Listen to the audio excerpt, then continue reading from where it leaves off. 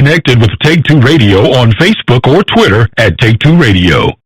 For email updates on future shows, follow at Blog Talk Radio. For previous episodes, upcoming guests, and more, visit take2radio.com. Hi, this is Dave Roundtree, co-author of the soon-to-be-released Demon Street USA, author of Paranormal Technology, an all-around science geek in the paranormal. And when I'm not doing anything, I sit around and chuckle to the antics of the Mallard Report. The opinions expressed on the Mallard Report are those of the hosts and participants and are not intended to and do not necessarily reflect the opinions of any simulcasting radio network or sponsor. All listeners are advised to make their own decisions. It's the Mallard Report, yeah, the Mallard Report, the paranormal talk radio show with Jim Mallard as your host. See what lies beneath any paranormal activity. Go inside a world that others don't want to see. It's the Mallard Report, yeah, the Mallard Report. For once, I'm 100% confident on how to say my guest's last name. But first, tonight's sponsor is the Spectrum Light, the best IR boosters available. Works wonderfully well with Sony Night Shot cameras.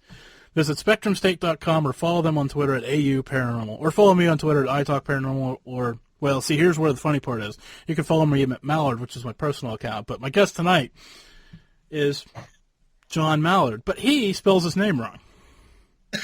Yeah, right. You're just a part of the Illuminati. Mallard does not have an I in it. Everybody knows that, Jim. No, everybody knows it has an I in it. And, well, anyways. I just had to stand, well, I guess I didn't have to stand out. How many ever hundreds of years ago, over in French, had to decide they wanted to stand out a little bit more than somebody else. There is no I in team. But there is in Mallard. Actually, that makes her a liar in the team, or a liar in my last name too. But we're not going to talk about. Oh my God! I never really. You know what? I got really upset because I was an obese child, and my last name is Mallard. My name is Jonathan, my full name. Mm-hmm. So it's John, not thin, and then Mal, and then Lard. Yeah. I was never picked for basketball. Make no wonder I got into the paranormal. I understand, man. Being five. I give myself 5'10", but anyways, that's lying. And closer to 300 pounds than 200 pounds, I get the basketball thing. But I used to quack at people. Yes, that's fun. And I get to say funny things on Facebook to you, like, Jim Mallard's my Mallard brother from another mother, and that kind of foolish stuff. It's fun. It's fun. And, the stupid thing is, I don't even remember how we found each other. Do you know? Honestly, Jim, I've just been a binge podcast listener for the last few years, and your name has always come up, man. It's tune-in radio, it's things like that, and I connected with you that way.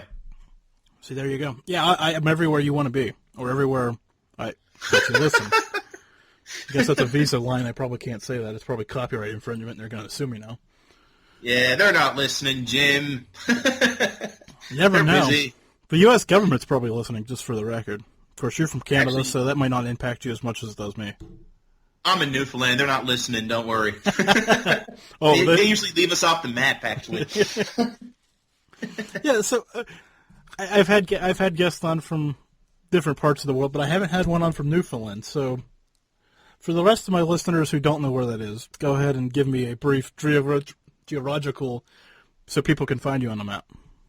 Well, maybe I'll just give you the same way I start my podcast, ghostly greetings from the oldest city in North America.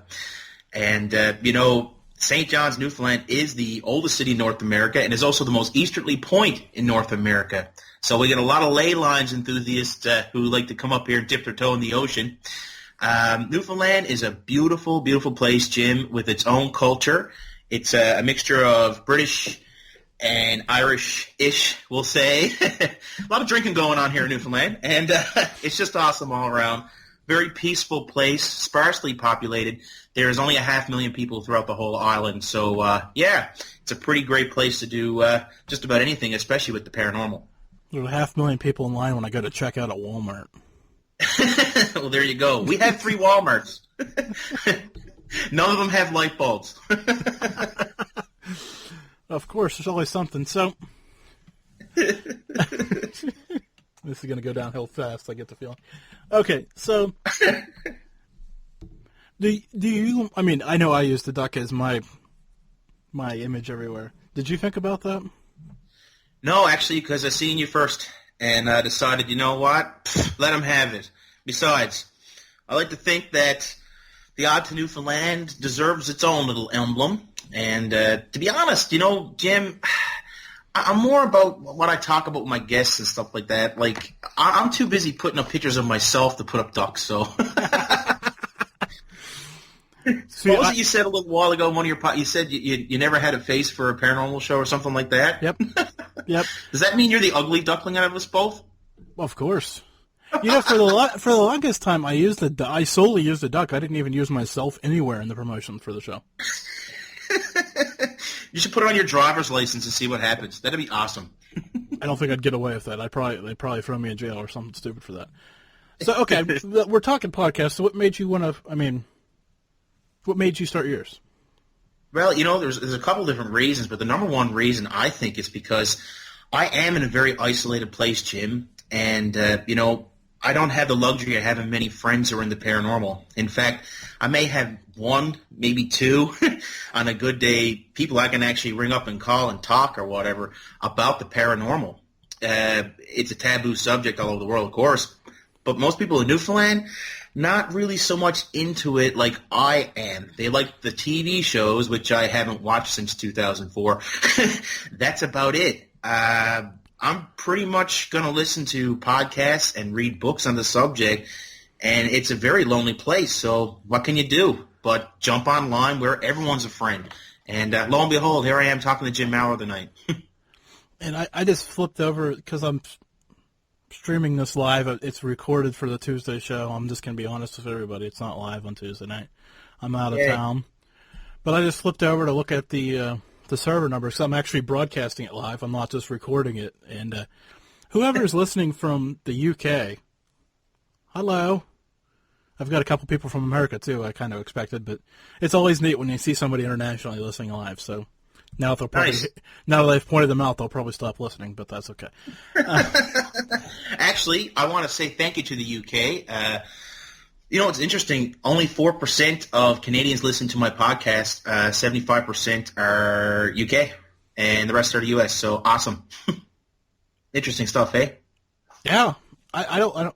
Now you're making me wonder about how much percentage I have of Canadian listeners. I know the UK second, but I have never actually thought to. Well, anyways, I'll get back to that point here in a minute once I look it up. And okay, I'll tell you this while I'm talking about country, so we don't get too far off the topic and it doesn't come back up again. The other day, somebody was telling you that you should probably, think about rebranding. I guess that's the new politically correct way to saying this. Yeah. The Odd to Newfoundland Paranormal Podcast, the idea this person had was that I shot myself in the foot by calling it a Newfoundland podcast, basically making it regional. Think about it this way. It'd be like, say, you're from Philadelphia. Are you from Pennsylvania? Pennsylvania, right? I'm from Pennsylvania, but not near Philadelphia. I'm on the other side of Pennsylvania. Okay, yeah. Well, just think about it this way. Imagine if you were, only talking about that area. It would kind of alienate other listeners. So his idea was that maybe I should call it something a little bit more broad. Do you know what I mean? Yeah. Now, me, personally, it's been done. It's been done 1,000 times. I believe Newfoundland has a unique culture, and it has a very, very folklore-steeped background to it. I would love to give a voice to the voiceless just here in Newfoundland. I'm very happy with that little niche. And to be honest, 100%, I am committed to keeping this the Odd to Newfoundland Paranormal Podcast. But go figure, because only 4% of people who listen to my podcast are Canadian. Well, I've got my podcast statistics right here in front of me for all time. And it's the United States with, blowing it out of the water, of course, the UK, which has a respectable number, and then Canada. But Australia's closed. I mean, they're closing that gap. And that's, I've got a lot of people down there working hard to get that number up in Australia. Not so many people in Canada. But there you go, right? But more people than the Netherlands or France. And it's always interesting, too. I believe, though, the name of your podcast is one thing, okay, but I really do believe that, after people get past the title and they actually listen, they're going to say if they like it or not.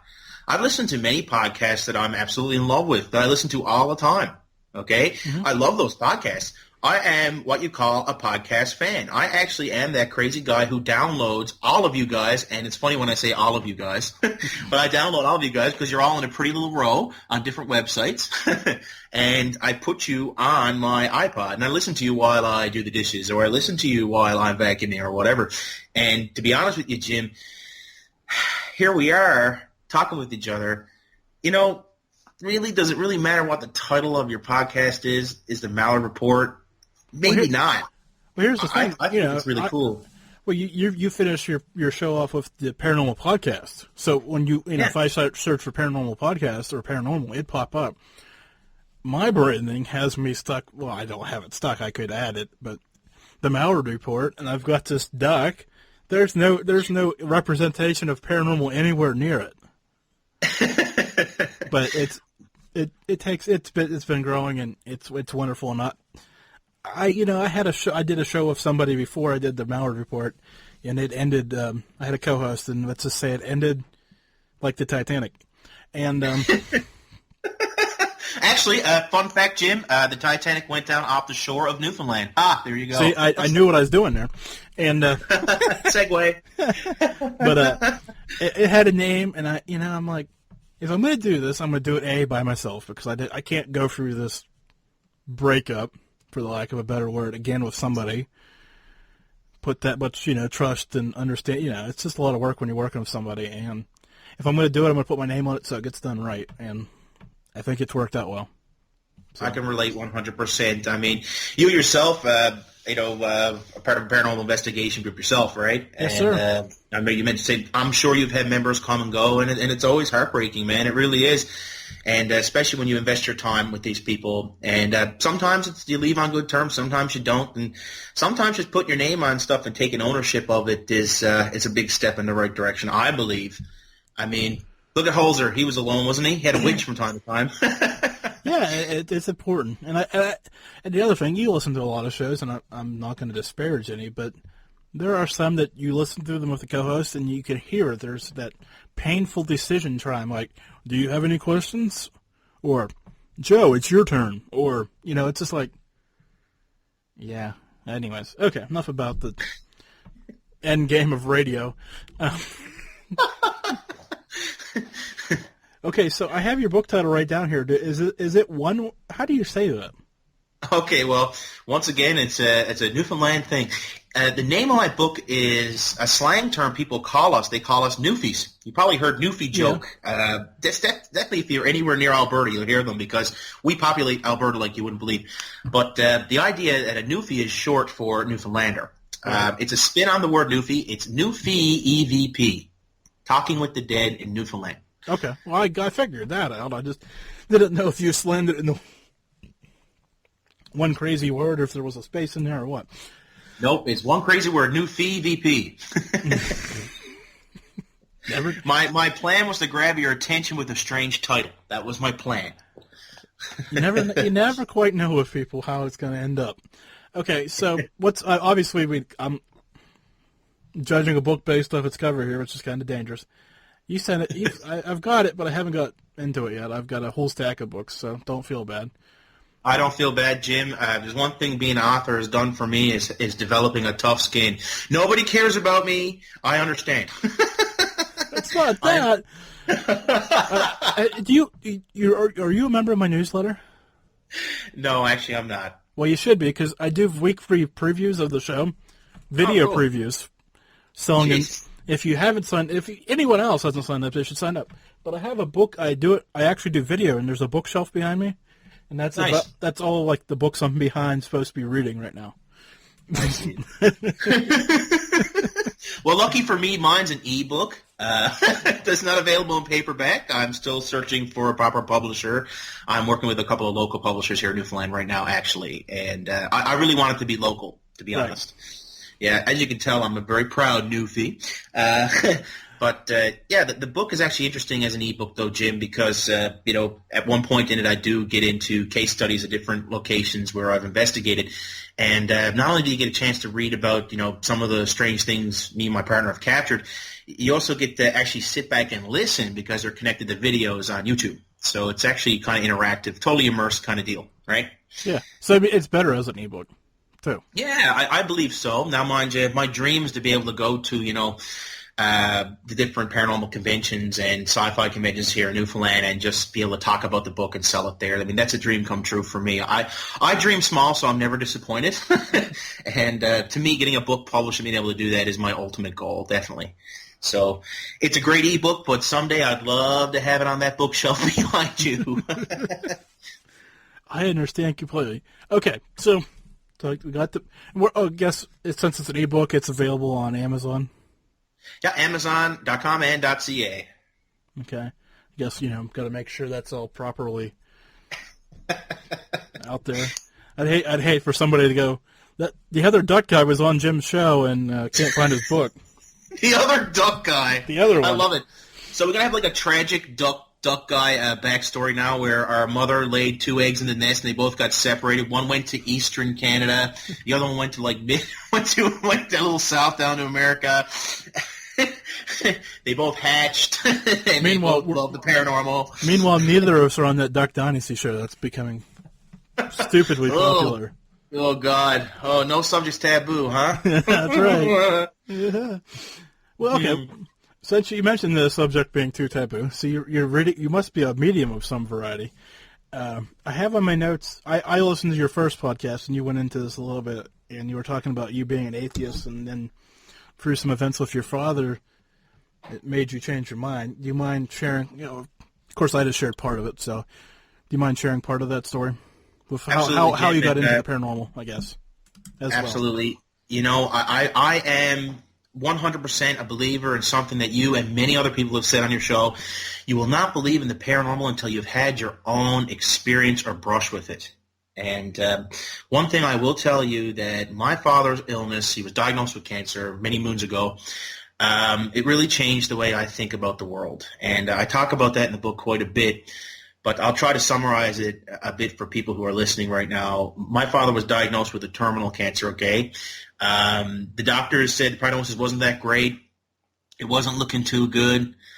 And to be honest, it was just a really, really dark time for my atheist self because, well, he's done. He's kaput. There's nothing he can do for him. I always had hope that maybe the doctors might be able to help him, but reality was the doctors basically said, you know what, we're not going to rule him out because he can always bounce back, but it's not looking too good. They're being really nice doctors about saying he's probably going to die, basically, Jim, okay? What really shocked me, I think, about Dad was the day I walked in his bedroom. It was about a week after he was diagnosed, and, I was just too much of a wreck to even face him. And I walk into his bedroom, and I see him there sat up in the bed with a big beaming smile. And I say, Dad, you're sat up. You're okay. And he laughs. He said, of course I'm okay. I'm going to be fine. I'm like, okay. He basically looks at me and says, John, you have nothing to worry about. Stop worrying about me. I'm giving my sickness to God. I'm going to do this with prayer. I'm going to do it my way. And I'm going to show you that there's more to this than you think. Now, in the back of my mind, as an atheist, I'm thinking to myself, this is my dad, who is a very devout Christian, by the way. This is his way of dealing with the stress of this, okay? Like you would. Wow. But then something crazy happened. Something amazing happened. Dad was diagnosed with this terminal illness. This is back in 2009, Jim. He's still alive and kicking.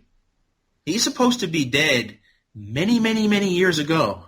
Statistically, definitely. So in the world of mathematics, he shouldn't be here. That was enough to open my eyes to the possibility of maybe a creator or something going on that's more than meets the eye. Maybe, just maybe, my dad was my first brush with the paranormal. And that's really what I think set me on the path to do what I love to do. And I, what I love, well, I don't love about this story, but the point I love about this story is that the paranormal takes all shapes and all sizes, and it's not necessarily always ghosts or UFOs or any of these other things that we, Yetis, Bigfoots, anything. There are actual moments where you go, there's something else that I just can't quite put my finger on. Jim, isn't it beautiful to know the world is still a riddle, that no one's got it all figured out? That's what it's all about for me, man. When Dad got sick and fought this off, don't get me wrong, he's on chemotherapy. I see science and religion at each other's throats constantly, Jim, constantly contradicting each other, yet I see the unbridled power of both of them working together. There's something to spirituality. There's something to the paranormal.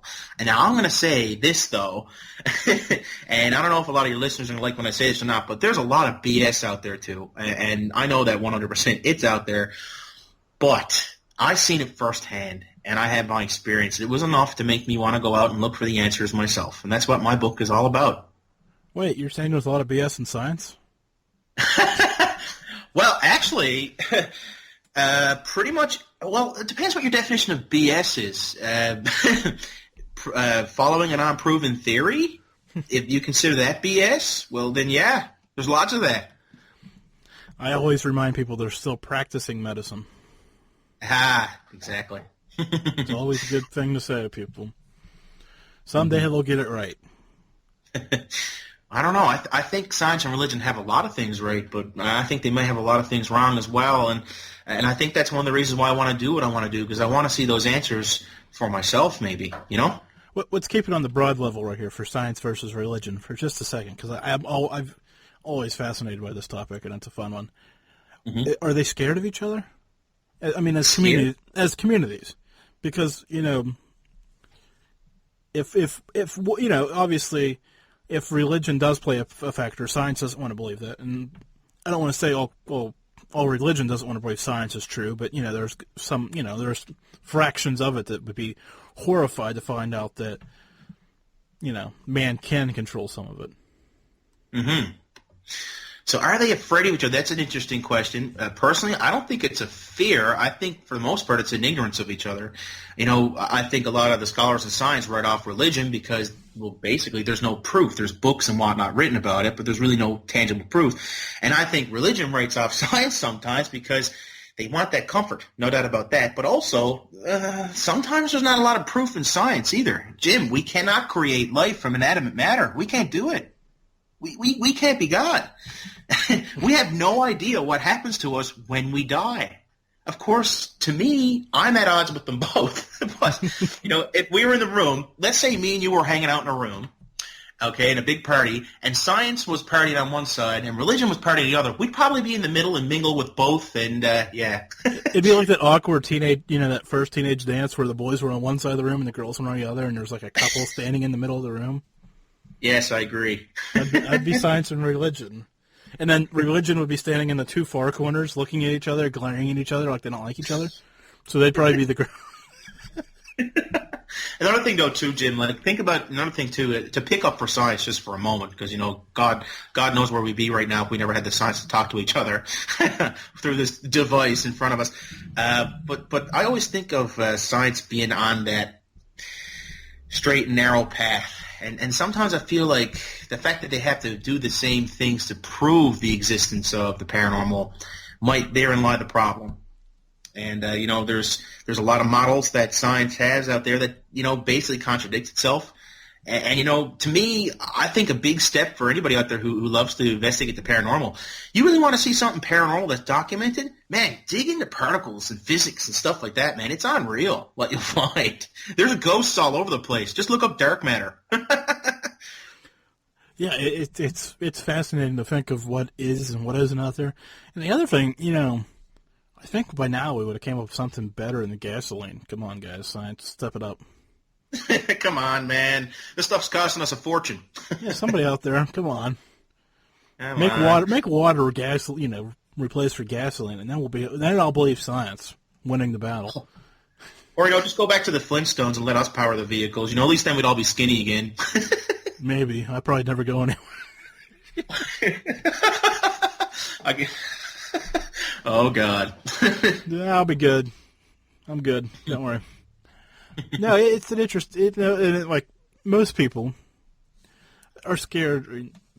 and not want to talk about one side or the other, or, especially when it comes to religion. It seems, those are the things you're not supposed to talk about because, it would be upsetting, but it is what it is, and that's why I enjoy doing my show. It's just fun. I can go anywhere I want. That's right. So I believe that 100%. Like with my podcast, I love that. I love that I can sit back and talk with people from many different walks of life about their views. And, I think that's really, really cool. I think it's probably the cheapest and easiest way to learn about a topic is to just talk to somebody about it. It really is. Well, think of all the wonderful people you've had on your show who are 100% in spiritual's court, we'll say, and 100% in science's court. And you listen to them, and they all have the same resounding thing. They still cannot answer those big questions. How do we get here? Well, where are we going to go to when we die, man? We don't know. And the other thing is, like I mentioned earlier, I've got the bookshelf full of books that I'm supposed to have read. Many of them being guests, and, I've read parts of them, and this and the other. Hearing the voice is a lot better for me. I know that's how I'd rather ask the questions I want to answer and trying to skim through their stuff, trying to find it. Jim, maybe not writing a book is what you should do. Maybe you should make an audio book. Duh. Well, somebody That'd told me. That'd be awesome. Here is some free advice for anybody out there, maybe even you. You'll love this. Instead of giving your podcast away, you should wait and, record 10 or 15 of them and sell them as audiobooks. I was told to do that even with my old shows. I grouped them together like last year's shows and just put them out there as a book in volumes so people could go back and get them because, you run out of web space. You only have so much room on your server for shows, and people can go get them if they want them. And this is why I only do a monthly podcast, Jim. You haven't ran into that yet. And actually, on my most moment of truth, someday you're bored, you can go to YouTube and you can dig back through and you can find me actually doing video way back when the show first started.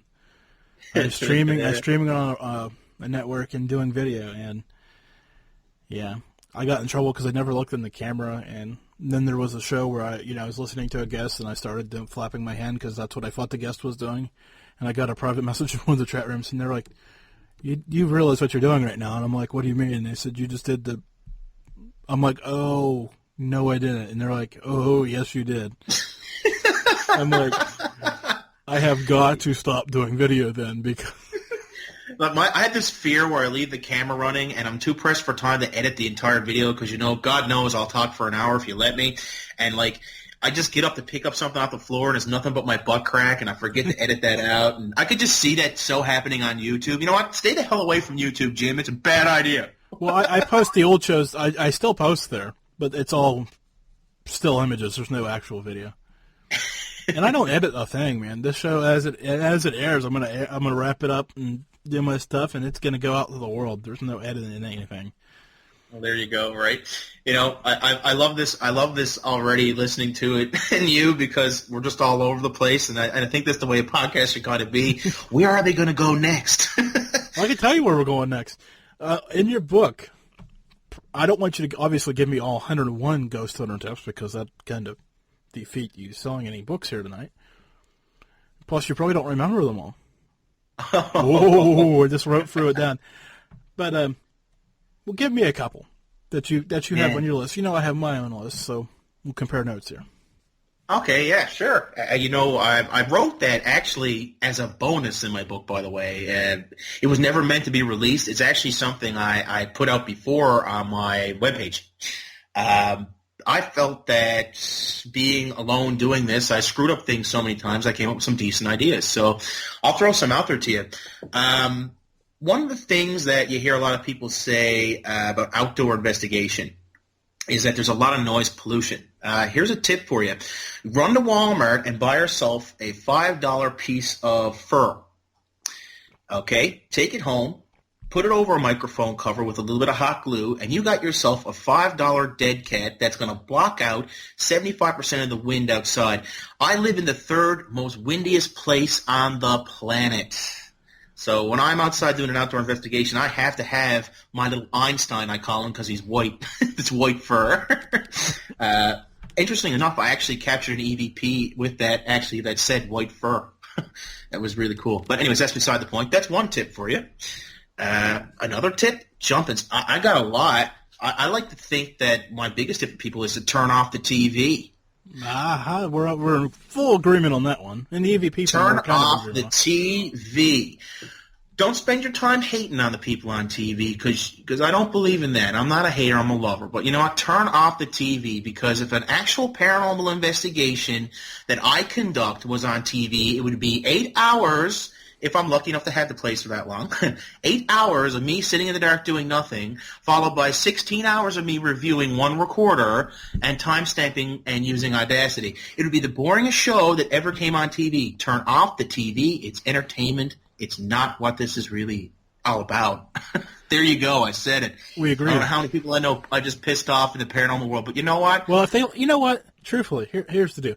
If they listen to my show, they've heard it before, and truthfully, I won't mention the person's name, but I've had one of those TV personalities on my show.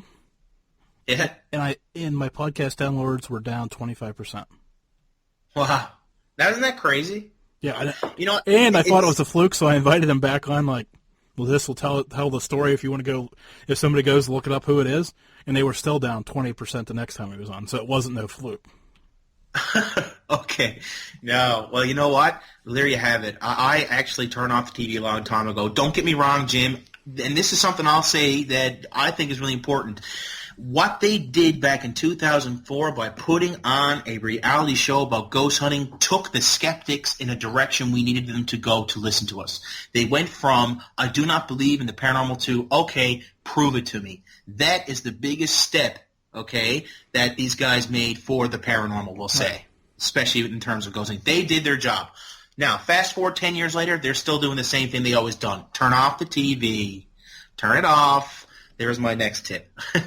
Okay, how about another extremely good tip to save you a few bucks in the field? Everybody wants to hear that, right? Yeah, everybody likes saving money. Okay.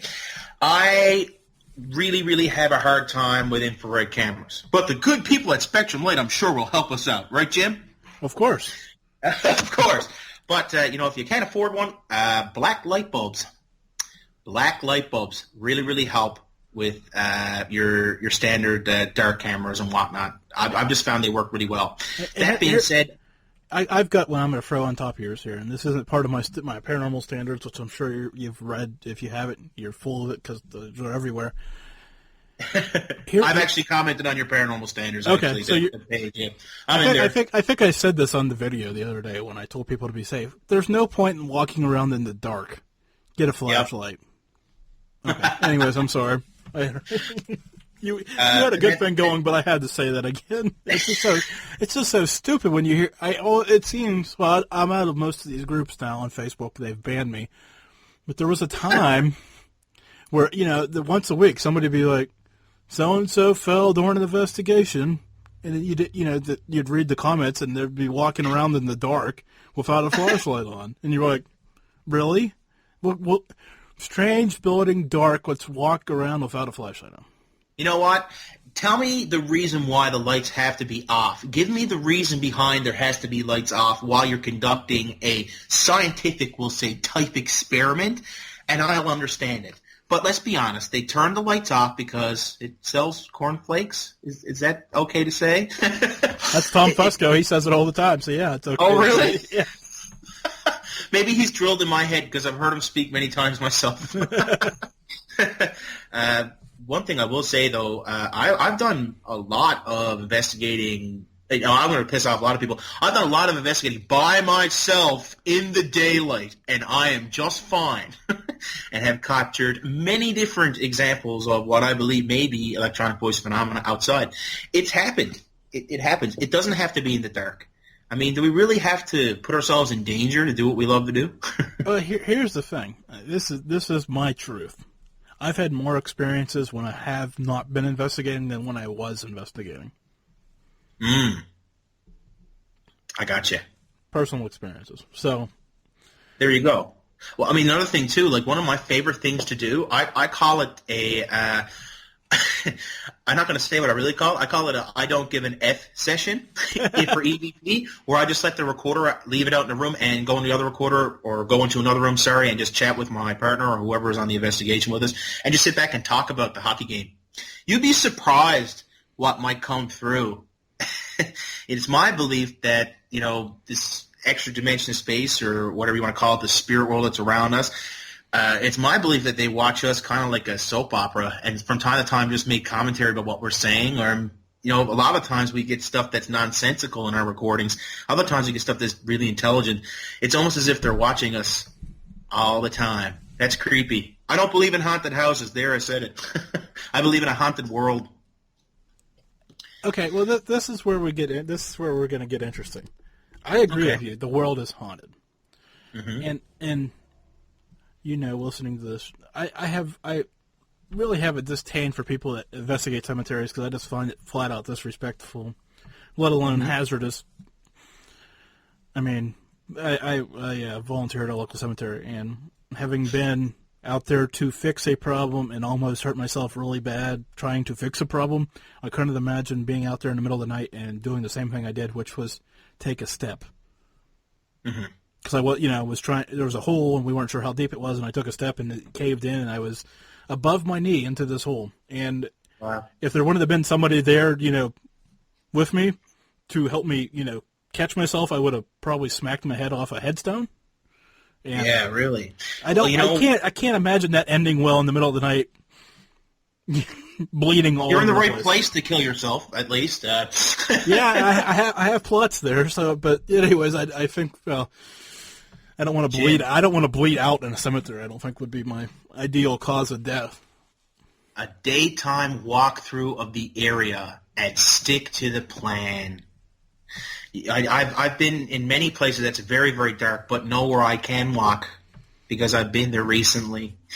In the light. I agree. Another thing, too, I would never walk across a grave. I would never do that. That's very disrespectful. I would stay on the paths around graves. Yeah. And the cemeteries that I've been to, I wouldn't go to a rundown old-school cemetery. I wouldn't go for that simple fact that it might be dangerous. Okay? Definitely. I agree with you 100%, Jim. Yeah, this wasn't even a rundown old one. This was, we're, still active. Like I said, I'm going to be buried there, so. Great. Well, it's just, ground settles and sinks and, all this other fun stuff. So it does happen. It does happen. But I believe, too. I can go downstairs in my basement right now and try to do EVPs, and I could trip down the stairs. Accidents can happen. Oh, yeah. I think taking every precaution to protect ourselves no matter what situation we're in, Jim, I think is really important. You got a great point, man. Especially, and you said you investigate alone, but if you're going to investigate alone outside, you can't do that at night. That's right. No, absolutely not. And by alone, I mean I'm the only investigator. Sometimes I'll have a cameraman or whatever, right. Right. So that does happen, Don't be foolish at night, especially. No. God, no. I've never gone alone. Ever. Okay. Not like that. So we were talking a few minutes before we hopped on and started this. You told me you were going to make me mad by saying you like to investigate at night, which I don't really, at night, outside.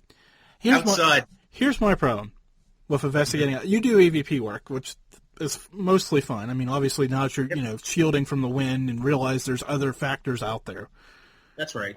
And here's my problem with people that investigate outside. Mm-hmm. They take pictures.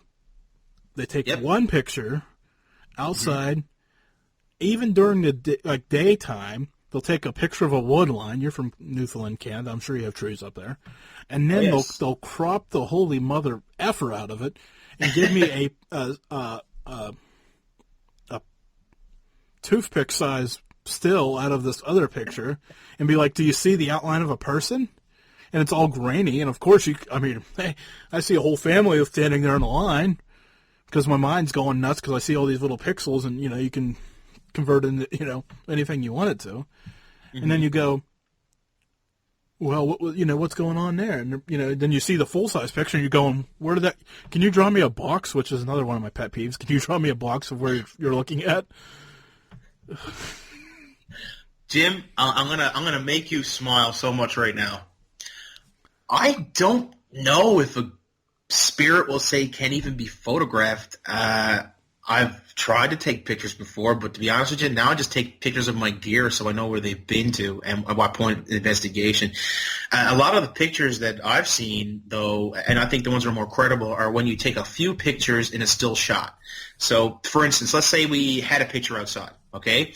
We're going to put our camera on something solid and snap 4 or 5 pictures of one thing. Then we move on. Do you know what I mean? Mm-hmm. Now we have, I guess you could say, like a standard, I guess, like of pictures. Do you know what I mean? Like you compare them kind of deal? Yeah, when you got 2 pictures, then you can go, it's in A and it's not in B. Here you go. And they were taking it within 2 minutes. Oh, well, then you're on to something.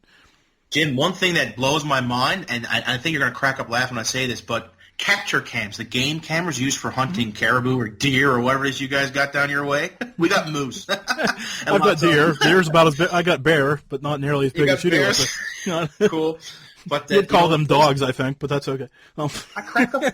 Doesn't it make you laugh when people, they use these game cameras and they're like, oh, there's nothing in this picture, just went off for no reason, and then they skip over it. I'm like, hello, something tripped off your game camera. That could be evidence, dude. You don't even know what it's picking up. So there you go. My belief, though, after doing this for a few years, Jim, I haven't really come across many credible, if any credible, pictures I've taken myself. I think I caught one out of all of this that really made me kind of go, maybe there's something there. But even then I wasn't totally convinced. That's in the book as well, by the way. Not 100% convinced that spirits can even be photographed. And my reason being is that, man, there seems to be just a plethora of electronic voice phenomena that seems a lot more credible than the pictures.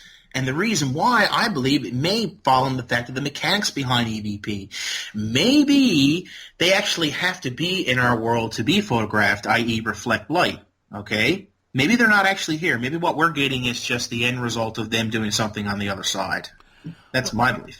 Okay, let me throw you something crazy. This came to me, I can't remember who sent it to me or who said it to me or whatever.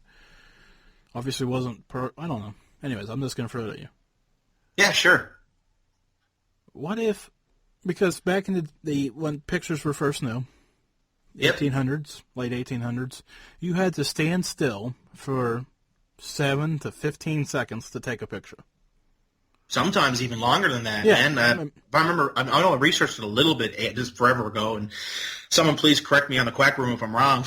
But, I've heard stories of people having to stay still for up to 10 minutes to get a picture. Yeah, I mean, okay, let's roll it back to 15 seconds. Okay, cool.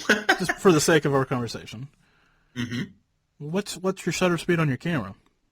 Half a second, quarter of a second. Well, mm-hmm. you say you're gonna take a picture. You've taken your picture, and they haven't even stood still. I mean, they're still, getting ready, or they're used to that whole length of exposure. So Gotcha. It takes to manifest or whatever. You know what I'm saying? That it's just, and then what about the people before that? The spirits before that? Well, pictures. They don't have any clue what you're talking about. They wouldn't want to be part of it. And then the Amish, the Dutch, that line of religion of people don't want their picture taken because they're afraid the engraven image and capturing their soul, and a whole number of religious beliefs that say don't take our picture, period. So they're not going to show up. So I guess it all kind of goes back to the whole idea that we have no idea behind the mechanics of these phenomena. We really don't. We have no idea how to capture a spirit. So it almost seems like to me like we're fishing with a big net when we take a bunch of pictures. That's just what it feels like to me. I've seen the movie, and there's a way to capture a spirit. Haven't you seen that movie? Which one? Well, the Ghostbusters movies. Come on, that's the only one that matters. Okay, all right. Since it's the 30th anniversary, we'll just plug them once, and God rest Remus's soul, by the way. It's a hard loss this year. Are they? I hear they're rebooting that. Are we excited or not? Dude, it's going to be all females. This is going to be great. We're going to have gorgeous Ghostbuster girls. This is going to be great. I'm going to go see that movie 5 times, honestly. And I've tried the back channel. Now I'm going to try the front channel. Anybody out there within my 6 degrees of separation knows Dan Aykroyd. Oh, I man. want him on this program. Dude, I he would tried be through an his publicist, amazing... and that doesn't work. You need to find him sitting in an airport somewhere. Walk up, hand him a phone. We'll do it. If I'm available. I don't care. That's the thing. People don't understand. These famous people have these layovers in airports. I mean, as long as there's not too much background noise, I'll deal with some of it. Go into Audacity, take on the old noise removal. No, I'll just let it rip. I'll let it rip, whatever. You'll listen to a little beep of the thing or some chatter from people behind him. If you got Dan Aykroyd on the line, you'll listen. Damn right I would. If he's audible, you don't care what's going on in the background. Bless their hearts. I think it might be a quid pro quo kind of thing. Maybe you want to promote his Crystal Skull vodka on your show, and he'll be on it. I mean, I just drank a half a flask of it right now. I feel great. That explains a lot. Oh, God. Your listenership are now completely inebriated, by the way, in Newfoundland. So, we've kind of went all over the place. So now I want to bring it back to you. I mean, sure.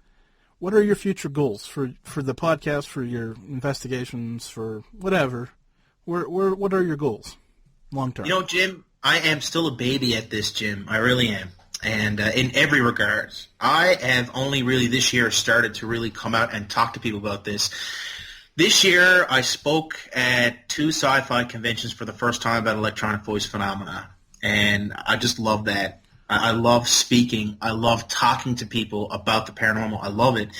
And to me, a goal for me would be keep doing those engagements and maybe just make it bigger and better. When they don't know you, you might get 15, 20 minutes up there. But, as you develop a following, I mean, who knows? Sky's the limit, right?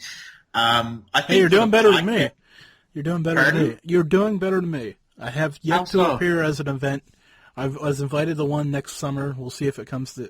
It sounds like it's coming together, but okay. I'm not invited to even speak. I'm just going to be there. So okay, yeah. Well, here's the thing. When I go to an event, some of that, I'm a pretty decent public speaker. I can handle that. So one of my big goals, of course, is to keep talking about this and spreading the word. Not only about why I love electronic voice phenomena and the teachings behind it, stuff like that, but just to talk to people about their own experiences. I think that's really, really great. It's definitely a calling. It's not a paid job. It's a passion, man, and that's something I really love. Aspirations for my ghost hunting team, we'll say, I don't really know. I think I'm on the cusp of that changing drastically over the next month or so, actually, and I've had a few ideas of what I could do to make things a little better, and unfortunately that's probably going to require me no longer putting what I find on Facebook and being a little bit more serious about what I do. I kind of feel like putting everything I do on Facebook is awesome. Don't get me wrong. I love to engage people and talk to them about it, stuff like that, but at the end of the day, I'm spending more time creating videos of what I caught than I could be spending trying to figure out the mechanics behind what I caught. Do you know what I mean? Yep. Yeah, and I think that's a big step for me. Another goal, oh man, I just really want to see my book get published, and I want to walk into the airport, St. John's Airport, and see it on the wall as part of like a heritage collection. It's just about different spots all around Newfoundland that have hauntings. I think that'd be the coolest thing that ever happened. And I think, to be honest, for future goals, man, with the podcast, I just want to see it grow and take off and be better and keep doing what I love to do and see it, just grow. I love that. We've had tremendous growth. I've been doing this for 6 months, and here I am on Jim Mallard's show right now. How awesome is that? Okay. That's pretty awesome. I'm sorry. My stream just dropped out, but it says it's recording again. So, okay, we're all good. See, that's I just want to. I was slamming it on. I was paying attention to it. Normally, I don't when I'm doing the show live, I don't even notice if it's doing that stuff or not. But since I'm sitting here tonight, I don't have to, not over promote on Twitter and all this other stuff, so I don't have to watch all that stuff. I'm sitting here watching the seconds flash by, and then it stops, and I'm like, "Are you kidding? Are you still recording or what? I don't know." But it says it's still good. So if Jim, not. Here's a goal I want to set for both of us. We are not going to let this stress us out like it has done this past year. We're going to let this podcast stuff be as fun as it should be. How does that sound?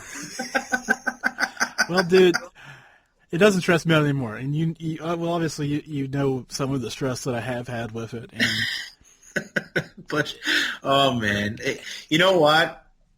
It's worth it at the end of the day, when you weigh the value. And can I ask you a question, Jim? Of course. Okay. What do you want out of your podcast? Why do you do what you do? What do I want? I just want to talk to people. I want to talk to anybody that I can get my hands on to hear what they have to share. If it's about your podcast, about your book, or if it's about Manu Emirani, I think I said his name right, who's a kind of a well-known Hollywood actor who was supposed to be on the spot, and God, that was probably that's the one that, everybody asks what's the biggest regret of the show is. That interview, I did a great interview of him and it didn't record. He'll be back. We're working on it. That's Jim, not to speak. I'm He'll be back. Do you realize this is the most promotion you ever have done for a guest because of this? I've never heard you promote anybody like this guy. He's the best one I ever. Are you kidding me? We're going to pay for this podcast when you do it with this guy. No, this happened for a reason, buddy. he is a great guest, and I that's the thing. There are some people that I kind of, we talked about this. Of course, no one's ever going to hear this, so I guess I have to tell the story. We talked about this. There are times where people just go through the motions of, when they do it, when he does a rule, like, he's not committed to it fully, but he gives his best, but it's not necessarily his best because it isn't what he wanted to do. He says it's about 1 in 4 that he really sells out and wants to be involved wholeheartedly with. And that's true when you do a weekly show. There are some guests that you're just, going great and you're really excited about, and there's others that you're excited about, but if you make that extra tweet, you make the extra tweet. That's right. It's hard to be up all the time. And here's the other thing that I especially podcasters, there comes a point where you can oversaturate your own audience with your, boy, you should listen to the Jim-Malliard show that I did, or the John-Mallard show that I did with him. I've reached that point, and I know it. And anyways, that's a whole other can of worms for another day. But but if you do it constantly, and people don't know what they're getting, I guess, because that's kind of what my feeds become. You know it now. You know what it is. But if you come out of the can, especially like on your Facebook your Facebook profile, and you promote your show every day, and you just started, like you said, 6 months ago, people are going to start like unsubscribe, don't show me him in his newsfeed because I know what I'm getting from him. And you don't want to be that guy. That's right. I guess that's reverse goal. That's the goal I'm trying to get away from, is being that. Jim, you know what I think? I think it should be.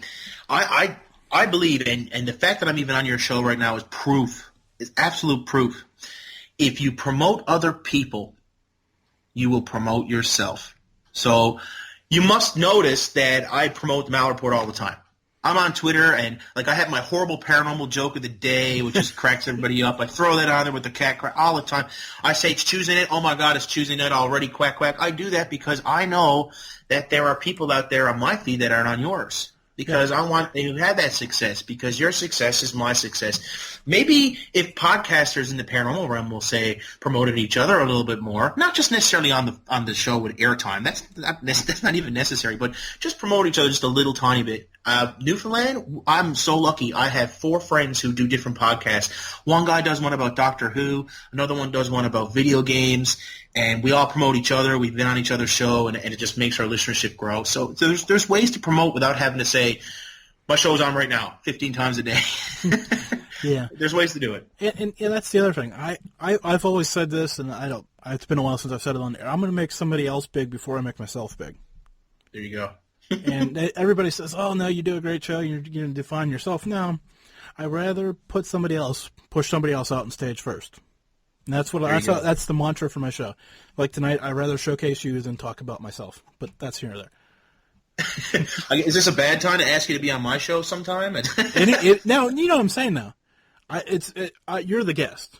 And that's, when somebody's a guest in your house, you take care of them and make sure their needs are met and all that other stuff. There you go. Yeah, I was actually shocked when you were of course I'll be on your show. That'd be awesome. The Odd the Newfoundland with a Mallard with an eye in it. I'm going to plug the whole idea that you are Illuminati, though, because the all-seeing eye is in your name. We should do something with that. Anybody out in the Quack Crew right now, I want you to make a picture of Jim's face on a sphinx, okay? With the eye and Mallard as the pyramid eye from the dollar bill. There, I said it. Well, there are very graphically good people that do listen to the show. I don't know if they're listening to this particular show. Okay. Just saying, for the knows? record. Oh, wait. Now I'm running out of time. See, now I'm watching the time. Tonight's show is brought to you by Spectrum Light. Of course, John knows that because he listens to the show all the time. That's the best right. IR boosters available. Works wonderfully well with Sony Night Shot cameras. Visit SpectrumState.com. I should have had you do this. And visit AU Paranormal on Twitter or follow me on Twitter at iTalkParanormal. There you go. Yeah, those guys have been plugged so many times on your show. I've actually started saying that in my sleep now. Well, when the guy writes you a check, you do what you told him you were going to do. So, yeah. Bless their hearts for supporting you, man. Oh my God, I've spent well over $1,000 traveling, promoting my ghost hunting stuff like that the last month or so, and like to have anybody who supports you at all, like you almost feel like just kind of hanging out with them and having a beer. I would, but Gary lives in Australia. So there you go. Keep promoting them, Jim. It's working. I'm almost ready to buy one. I'm almost ready to do it. Well, you should, just because. You should have, well, you should have a pity. I was going to say you should have entered to win one, but that was open to U.S. residents only, so. But anyways. I did enter, and then found that out later. Thank you very much. Epic fail on my part. It's okay. We're all epic sometimes. I'm foregoing my final thought tonight, obviously, because I'm going to hang out with you for another 45 seconds, and then just stay on the line with me. I'm going to play these few things, and then I want to hit at something else with you, so just for the record. Sure, man. But we're obviously the podcast is on iTunes and anywhere podcasts are found, and the book's on Amazon, and you're on Facebook and on Twitter, so you're very findable. Yeah. I want to thank you for hanging out with me and doing this. This was fun, of course. I knew it would be, so that's why I had some other people in mind, but I wanted to go, when it was time to record, because it was time to record tonight, and I knew you would do it, so thank you for hanging out with me. Geez, Jim, you'll have a friend on me on the East Coast, okay? You ever want to come to Newfoundland with your family, man, and check this beautiful place out, maybe do a ghost hunt in one of the most haunted places ever, Cape Spear, you let me know. I'll put you up.